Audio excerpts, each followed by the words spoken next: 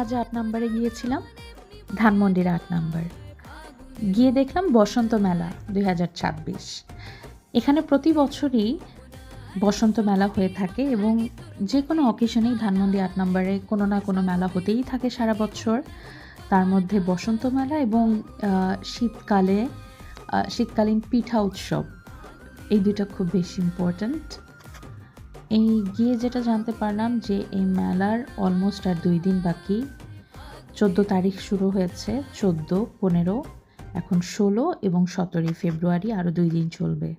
এখানে অনেকগুলো স্টল ছিল, পিঠার স্টল ছিল, momos, waffle, then kind of cutlet, chicken sausages, এই টাইপের অনেকগুলো স্টলস ছিল। তার মধ্যে যেটা আমার বেশি ভালো লেগেছে সেটা হচ্ছে গিয়ে একটা উপজাতিদের স্টল, যেখানে সবচেয়ে ইম্পর্ট্যান্ট, আমার সবচেয়ে মোস্ট ফ্যাসিনেটিং লেগেছে সেটা হচ্ছে বিন্নি চালের রাইস কেক, ভাপা, স্টিমড রাইস কেক।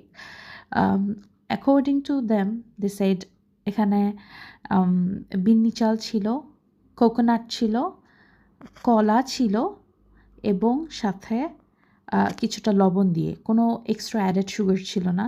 সো সেই বিন্নি চালের ভাপাটা খেলাম, খেয়ে আমি বাসার জন্যও কিছু নিয়ে আসলাম। আর এখানে দেখতেই পাচ্ছেন কেকের অনেকগুলো স্টল ছিল, ফুচকার স্টল ছিল, নাগরদোলা ছিল, আরও অনেক ফান অ্যাক্টিভিটিস ছিল যেটা আমি যদিও করিনি, কিন্তু ইট ওয়াজ ফান টু ওয়াচ।